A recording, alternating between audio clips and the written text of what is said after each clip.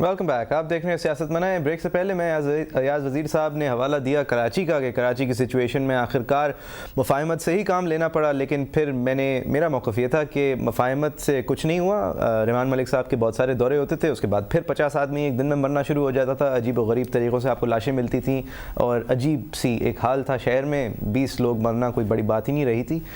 اس کے بعد ایک رینجرز کا آپریشن ہوا، طاقت کا استعمال ہوا، ریاست نے آخرکار اپنی شکل دکھائی اور رینجرز نے پھر تھوڑا بہت آپریشن کر کے اور آج بھی ایک ایکسٹراڈنری میجرز لیتے ہوئے، ایکسٹراڈنری اختیارات سنبھالتے ہوئے تھوڑی بہت، چاہے مصنوعی ہو چاہے ٹیمپرری ہو، ایک امن کی فضا قائم کی پاکستان کے سب سے بڑے شہر میں.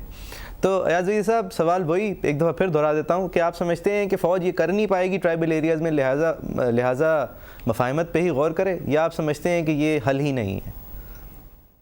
دیکھیں، فرق دونوں کا یہ ہے، فاٹا کا اور کراچی کا، کہ کراچی میں سیاست بھی ہے اور رینجرز بھی ہیں. آپ نے کراچی میں جب فوج کی بات چلی کہ فوج ٹیک اوور کر لے، سب کے رونگٹے کڑے ہو گئے کہ نہیں، فوج نہیں آنا چاہیے. ٹرائبل ایریا میں آپ نے سب سے پہلا کام وہی کیا کہ جس کو سب سے آخر میں ٹرائی کرنا چاہیے وہ سب سے پہلے آپ نے ٹرائی کر لیا، فوج بھیج دیا. سیاست تو پہلے، جیسے آپ کا ٹاپک ہے آپ کے پروگرام کا، فاٹا میں سیاست اس سے پہلے تو منع تھی. اب ہی ایک امینڈمنٹ ہوئی ہے FCR میں کہ وہاں پہ سیاست کی اجازت ہو گئی ہے، تو وہاں پہ وہ سیاسی کور تو تھا ہی نہیں.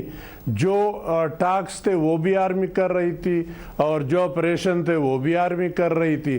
تو یہ دونوں کام اس کے نہیں ہیں. فوج کا کام لڑنا ہے، فوج کا کام دشمن کو خراب کرنا ہے اور بات چیت کرنا، اس کا حل ڈھونڈنا، یہ سیاسی لوگوں کا کام ہے. وہاں اپنے سیاست کرنے ہی نہیں دی.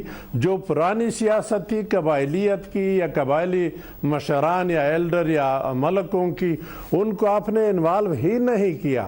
اور پھر جن لوگوں نے آپ کے وہاں ڈائلاگ کیے، وہ بدقسمتی سے آپ کے ایسے گورنر گزرے ہیں، ایسے کور کمانڈر گزرے ہیں جن کو وہاں پشتو ہی نہیں آتی تھی. تو جن لوگوں سے آپ ڈیل کرتے ہیں، آپ ان کی زبان ہی نہیں بولتے، آپ اردو میں بات کرتے ہیں، آپ ان کے ساتھ کیسے ان کا دل اور دماغ جیتیں گے؟ وہااں پہ تو یہ بہت ضروری ہے کہ ان کے ساتھ آپ ایسی زبان میں بات کریں جو وہ جانتے ہوں. صحیح. ایاز صاحب، آپ نے یہ دیٹس اے ویلڈ پوائنٹ. میں اس کے ساتھ اگری کرتا ہوں اور کنسیڈ کرتا ہوں آپ کو کہ فوج جو ہے وہ آخری نسخہ اگر ہوتا تو وہ ابھی شروع کیا جاتا، نہ کہ یہ کہ اب ختم کرنے کی باتیں ہو رہی ہوتی. ہمارے ساتھ میرے خیال سے لائن پہ محمود خان اچکزئی صاحب، پختونخوا ملی عوامی پارٹی کے سربراہ ہیں. سر، آپ کو ہماری آواز آ رہی ہے؟ رائٹ. ایاز صاحب، سوری، میں ان سے ایک چیز کی کلیریفیکیشن چاہ رہا تھا، وہ میرے خیال سے لائن ڈراپ ہو گئی ہے. آپ کہہ رہے تھے کہ فوج جو ہے وہ آخری نسخہ ہوتا ہے. یہ کلیریفیکیشن میں لینے کی پھر بھی کوشش کروں گا، لیکن آپ فوج کو آخری نسخہ مانتے ہوئے پھر افغانستان کے اندر کیا دیکھتے ہیں؟ یہ پھر ہماری فوج کا یا ہمارے پاکستانی انٹرسٹ کا وہاں پہ آخری نسخہ کیا ہے؟ وہاں پہ ہم بات چیت کریں گے، وہاں سے جب امریکن چلے جائیں گے تو ہماری پرابلم سالو ہو جائے گی، یا آپ سمجھتے ہیں کہ مزید ہمارے اوپر مسائل ہی آئیں گے؟ دیکھیں، افغانستان کے بارے میں جو آپ کی پالیسی ہے، وہ اگر ٹوٹل فوج نے ٹیک اوور نہیں کی تو ہیویلی انفلوئنسڈ ضرور ہے. تو اگر وہ پالیسی فوج ان اداروں کو چھوڑ دے، ان لیڈروں کو چھوڑ دے جن کا کام ہے، یا دوسرے الفاظ میں یوں کہوں گا کہ افغانستان کا مسئلہ ابھی تک تو فوج ہی ہینڈل کر رہی تھی. اب پہلی مرتبہ اللہ کرے یہ جو ریزولوشن میں باتیں ہوئی ہیں یہ صحیح ثابت ہو. انہوں نے کہہ دیا کہ افغانستان کے ساتھ ہم سیاسی تصفیے کی طرف بڑھیں گے، تو گویا افغانستان کی سالمیت یا افغانستان کو ایز انڈیپینڈنٹ اسٹیٹ آپ اور فوج دونوں نے اکٹھے مل کے ایک مرتبہ پھر مان لیا. حالانکہ پہلے بھی یہ بات کابل میں ہو چکی تھی جب وزیر اعظم صاحب اور آرمی کے چیف گئے تھے، لیکن اس کے بعد ہم دیکھتے ہیں کہ بات دوسری طرف چلی گئی. تو اگر آپ اس کو ایک ساورن اور انڈیپینڈنٹ سٹیٹ سمجھتے ہیں تو پھر آپ کی سیاسی لیڈرشپ ہی ان کے ساتھ بات کر لے اور اس مسئلے کا کوئی سیاسی حل اور سیاسی تصفیہ نکال دے. فوجی حل نہ آپ کے ملک کے اندر پاسبل ہے، نہ افغانستان کے ساتھ فوج کے ذریعے اس مسئلے کا حل پاسبل ہے. یہ آپ کو سیاستدانوں کو چھوڑنا پڑے گا، سیاسی حکومت کے لیے آپ کو چھوڑنا پڑے گا، اور وہ جو فیصلے کر لے ان کو آپ مان لیں، کیونکہ وہ بھی ऐसे ही पाकिस्तान के खैर खवाह हैं जैसे मैं, आप या फौज या कोई भी दूसरा आदमी हो। अयाज वज़ीर साहब, आप जब एम्बेसडर थे तो ये इंडिया फोबिया का आपने काफ़ी दफ़ा ज़बान बनने का आपको फिर फ़र्ज़ हुआ होगा आपके लिए कि मुल्क के जो ख़यालात हैं वो आप उसको आगे सुनाएं। और ये इंडिया फोबिया यानी एक इंडिया का डर या एक मुसलसल इंडिया से एक इस तरह की तशवीश या एक लैक ऑफ ट्रस्ट जिसकी वजह से पाकिस्तान अफ़गानिस्तान में इन्वेस्ट होता है, जिसकी वजह से पाकिस्तान ने समझा कि ये हक़ानी जो हैं अपने पास भी रखो, भेजो भी, मुल्ला उमर, ओसामा बिन लादन, इनको एक सर्टन टाइम फ्रेम में सपोर्ट करें, सपोर्ट पर छोड़ी या नहीं छोड़ी, बिन लादन आपको एबटाबाद में से मिलते हैं, मुल्ला उमर का भी अब नेक्स्ट इन लाइन ये बात है कि मुल्ला उमर भी कहीं यहीं कोयटा के करीब घूम रहे हैं, कोयटा शूरा बना के बैठे हुए हैं। सर, आप समझते हैं कि ये हमारी जो ये इंटरेस्ट है अफ़गानिस्तान में, इसको हम पाल सकते हैं? आप न्यूक्लियर बॉम्ब का तो कह दिया, लेकिन फिर उसके बाद बाकी मसाइल भी हमने आइडेंटिफाई कर लिए। एक हमारे जैसा मुल्क ये इंटरेस्ट पाल सकता है कि जी ईस्ट में हिंदुस्तान है तो क्या है, हमसे 10 दफ़ा बड़ा है, हम इनसे भी लड़ेंगे, तो वेस्ट में अफ़गानिस्तान है तो क्या है कि वो 30 साल से जंग लड़ रहे हैं, हम उनसे भी लड़ेंगे और अमेरिका आएगा उसको भी देख लेंगे। देखिए, इसमें तो आप आधा मुल्क गंवा बैठे और खुदा न करे बाकी मुल्क का नुकसान हो जाए इस पॉलिसी को परसू करने में। हिंदुस्तान बड़ा मुल्क है, आपका पड़ोसी मुल्क है।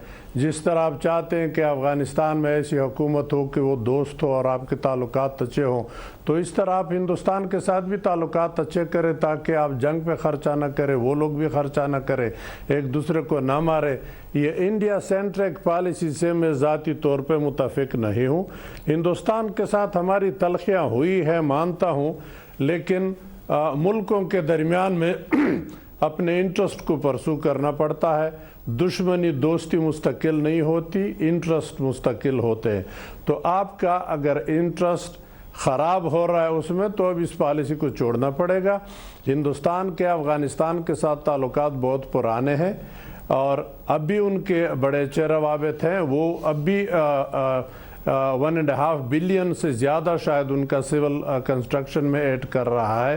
तो वहाँ पे उसका मौजूद होना मैं समझता हूँ हमारे लिए ख़तरे की निशानी नहीं है। अगर है तो फिर आप और मैं खुद पाकिस्तान के एजेंसियाँ खुद इस काबिल हों कि अपना दिफा कर सके।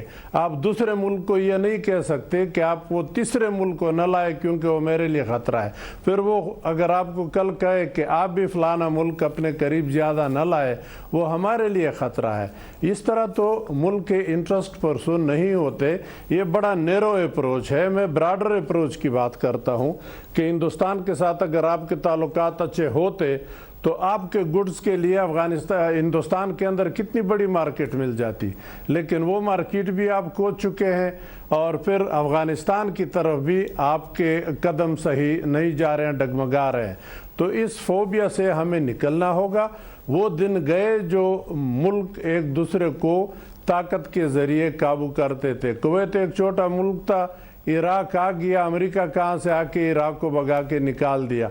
अब वो दिन गए। आप माशाल्लाह खुश हो रहे थे कि हम न्यूक्लियर कुव्वत बन गए। अब अगर न्यूक्लियर कुव्वत हैं तो फिर आप किससे डरते हैं? खुदा न खास्ता हमें वो इस्तेमाल करने की नौबत ना आए, लेकिन फिर भी आपके साथ इतनी कुव्वत है कि आपके सरजमीन पे कोई आपकी इजाज़त के बगैर नहीं आ सकता। तो अगर आपकी पॉलिसी उस सिमत में भी दुरुस्त हो जाए, अफ़गानिस्तान की तरफ भी दुरुस्त हो जाए, तो आपके सारे मामलात हल हो सकते हैं। आप दूसरी तरफ ये देख लें कि सेंट्रल एशिया में जितने भी अल्लाह के मिनरल रिसोर्सेज के ज़खायर हैं वहाँ पे वो वैसे ही पड़े। आपका गवादर पोर्ट ही इस्तेमाल नहीं हो सकता क्योंकि इंस्टेबिलिटी है अफ़गानिस्तान में। अगर अफ़गानिस्तान स्टेबल हो गया, आपका हिंदुस्तान के साथ मसला ज़रा सेटल हो गया, तो आपको इतना ज़्यादा ख़र्चा फ़ौज पे या दिफा पे नहीं करना पड़ेगा। वो आप तालीम पे और डेवलपमेंट पे कर ले। तो अब ज़माना वो बदल गया। हमें इस तरफ देखना है, मुल्क गुर्बत की तरफ देखना है, लोगों पे क्या गुजर रही है, तालीम की तरफ भी शायद देखना नहीं है, तालीम को भी शायद देख लेना है अयाज वज़ीर साहब, और बहुत सारी और चीज़ों को भी देखना है। पोलियो जैसे अमराज को देख लेना है, एक मच्छर से निपट लेना है, बारिश के लिए एक لیفٹ بینک آؤٹ فال ڈرین اگر ہے تو ایک اور بنا لینا ہے یا پھر اس کو صاف کر لینا ہے. بہت ساری بیسک چیزیں کر لینی ہے. کچے کے علاقے سے ہاریوں کو جو لوگ لا کے بٹھا دیتے ہیں وہاں سے شاید قانون کے تحت ان کو ہٹا دینا چاہیے تاکہ وہ ڈوبے نہ ہر سال جب بھی انڈس اوور فلو ہو, چاہے رائٹ بینک سے یا لیفٹ بینک سے. سر ہمارے پاس آدھا منٹ رہ گیا ہے. اگر امریکہ 2014 میں افغانستان کو چھوڑ دیتا ہے, جیب خالی ہونے کی وجہ سے چھوڑ دیتا ہے, شکست کا سامنا ہونے کی وجہ سے چھوڑ دیتا ہے, یا جیت کا اعلان کر کے چھوڑ دیتا ہے, یا ہمارے اوپر الزام لگا کے چھوڑ دیتا ہے, اگر وہ چلا جاتا ہے تو اس کے کیا اثرات ہوں گے؟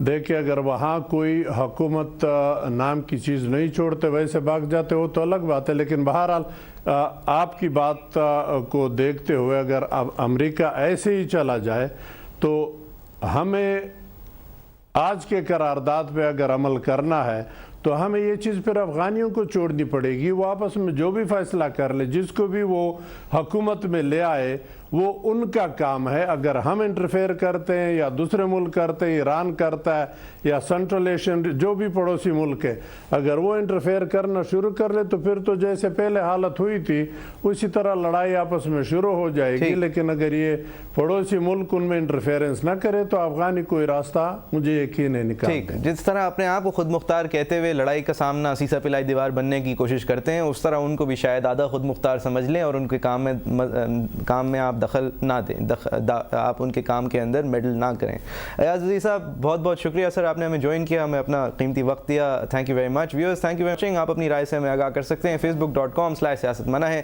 ہمارے پیج پہ جا کے اس شو کو, ہمارے پرانے شوز کو دیکھ سکتے ہیں, اپنے تجزیے اور تبصرے سے آگاہ کر سکتے ہیں. Thank you very much for watching.